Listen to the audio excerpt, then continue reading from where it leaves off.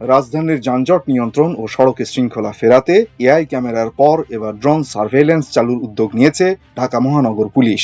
পরীক্ষামূলকভাবে একটি ড্রোন দিয়ে গুরুত্বপূর্ণ সড়ক ও যানজট প্রবণ এলাকায় সরাসরি পরিস্থিতি পর্যবেক্ষণ ও তথ্য সংগ্রহ করা হবে।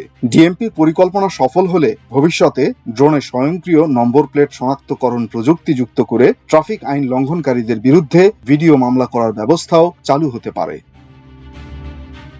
ডিএমপির অতিরিক্ত পুলিশ কমিশনার মোহাম্মদ আনিসুর রহমান সম্প্রতি ডিএমপির সদর দপ্তরে দেয়া এক সাক্ষাৎকারে ড্রোন ব্যবহারের কথা জানান। তিনি বলেন, সড়কের পাশাপাশি ফ্লাইওভার ও এলিভেটেড এক্সপ্রেসওয়েতেও অনেক সময় হঠাৎ যানজট তৈরি হয়। এর প্রকৃত কারণ তাৎক্ষণিকভাবে শনাক্ত করা কঠিন হয়ে পড়ে। ড্রোনের মাধ্যমে ওপর থেকে সরাসরি পরিস্থিতি দেখা গেলে দ্রুত সিদ্ধান্ত নেওয়া এবং সংশ্লিষ্ট ট্রাফিক সদস্যদের নির্দেশনা দেওয়াও সহজ হবে।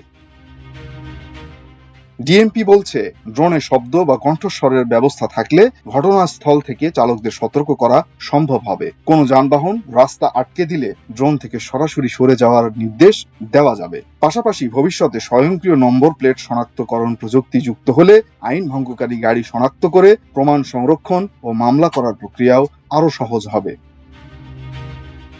এর আগে দেশের সবচেয়ে গুরুত্বপূর্ণ বলে বিবেচিত ঢাকা-চট্টগ্রাম মহাসড়কে কৃত্রিম বুদ্ধিমত্তা বা এআই প্রযুক্তির ক্যামেরা চালুর প্রথম দিন গত মঙ্গলবার 446টি মামলা হয়েছিল। দ্বিতীয় দিন বুধবার মামলা হয়েছে মাত্র 42টি, অর্থাৎ একদিনের ব্যবধানেই মামলা কমে নেমে এসেছে 10 ভাগের 1 ভাগে। অতিরিক্ত গতি ও উল্টো পথে গাড়ি চালানো, এই দুই কারণেই স্বয়ংক্রিয়ভাবে এই মামলাগুলো হয়েছে।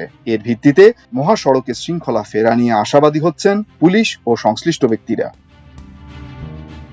পুলিশ কর্তৃপক্ষ বলছে, মহাসড়কে এআই প্রযুক্তির ক্যামেরা স্থাপন করার ফলে চালকদের মধ্যে শৃঙ্খলার প্রবণতা দেখা যাচ্ছে। অন্যদিকে সড়ক পরিবহন ও মালিক সমিতি বলছে, মামলা ও জরিমানা এড়াতে চালকরা এখন থেকে আরো বেশি সতর্ক হচ্ছেন। হাইওয়ে পুলিশের তথ্য বলছে, গত মঙ্গলবার উদ্বোধনের দিনে মহাসড়কে অতিরিক্ত গতি ও উল্টো পথে গাড়ি চালানোর দায়ে মোট মামলা হয়েছে 446টি। এর মধ্যে অতিরিক্ত গতিতে গাড়ি চালানোর দায়ে মামলা হয়েছে 417টি।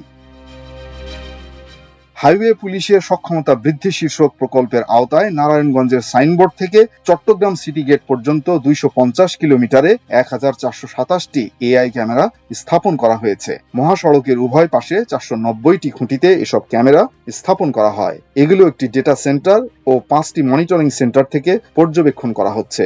এতে ব্যয় হয়েছে 142 কোটি টাকার কিছু বেশি। মাল্টিমিডিয়া ডেস্ক, আমার দেশ।